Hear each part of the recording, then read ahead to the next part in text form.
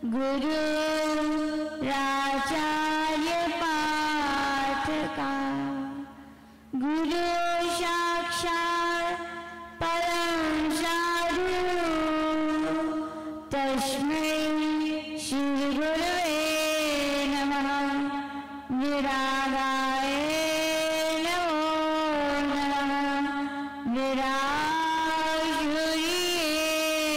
नमः।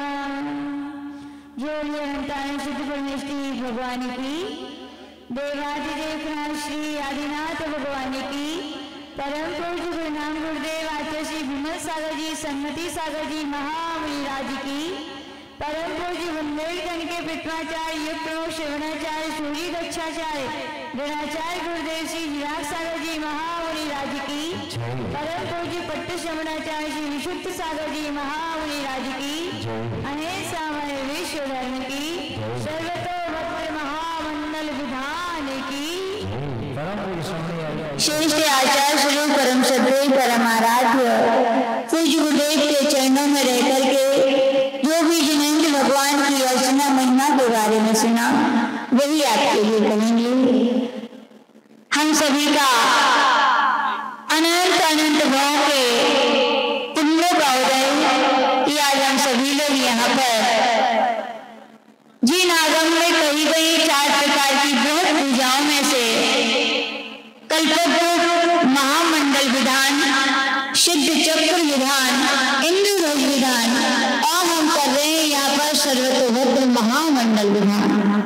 सर्वतोभद्र महामंडल विधान यानी कि आचार्य गुरुवर ने बताया था कि सर्वता चारों ओर से सब प्रकार से जो जीवों के लिए कल्याणकारी है, एक इंद्रिय से लेकर पंचेंद्रिय तक के जीवों के लिए यहाँ पर कल्याण की शुभकामनाएं शुभकामनाएं की जाती हैं, ऐसे विधान का नाम क्या है? सर्वतोभद्र।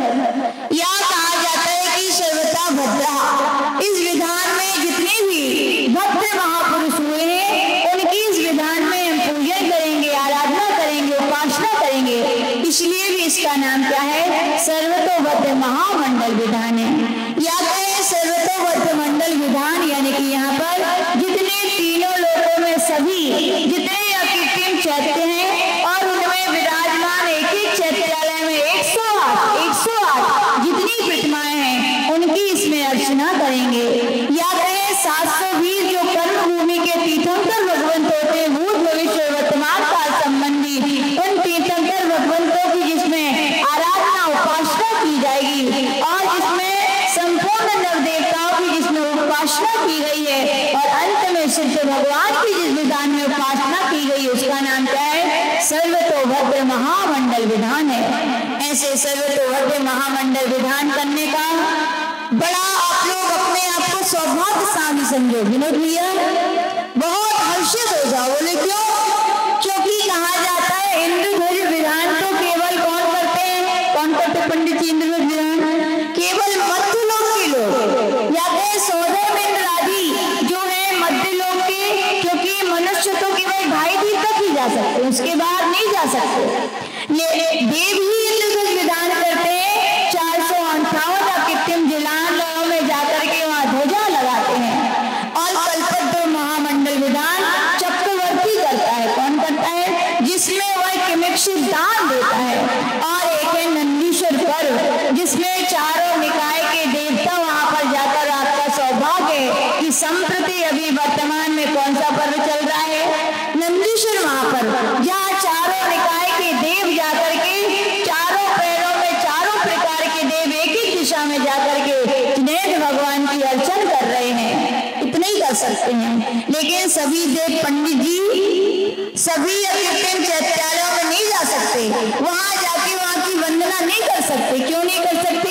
क्योंकि यूं कहा जाता है कि जो वेंटर देव हैं उनके कितने जिनारे हैं? उनके एक एक विमान में एक एक कृत्रिम चैत्यालय है। वेंटर देवों के मालूम कितने विमान हैं? कितने हैं? असंख्यात। यानी कि असंख्यात विमान है तो चैत्यालय भी कितने हो गए? असंख्यात। ऐसे ही वहां पर कहा गया ज्योतिषी जो देव हैं वे भी 1, 2, 5 प्रकार के हैं, लेकिन संख्या में कहा जाए तो असंख्यात उनके भी विमान। और जब विमान असंख्यात है तो चैत्यालय कितने हो गए? असंख्यात। ऐसे भवन वासियों के 7,72,00,000 कितने हैं? 7,72,00,000 जिनाले हैं। उनमें भी 108 प्रतिमाएं हैं। वहाँ देव लोग रहते हैं, भवनवासी देव, और कहा जाता है वैमानिक देव, जो 16 स्वर्ग जन के नाम से आप लोग जानते हैं। वहाँ 84,97,023 कृत्रिम चैत्यालय हैं, और एक चैत्यालय में कितने? 108 जिनेंद्र भगवान की जिन प्रतिमाएं विराजमान है, यानी कि सभी का टोटल यदि अपन कर लें तो आचार्य भगवान ने कहा 8,56,97,481 जिनाले हैं, और उनमें प्रतिमाओं का टोटल किया जाए तो 925,93,27,948। लेकिन ज्योतिषी के और वैंतरों के असंख्यात प्लस असंख्यात इतने सारे जिनालयों की हर देवता नहीं जा सकता। क्यों नहीं जा सकता?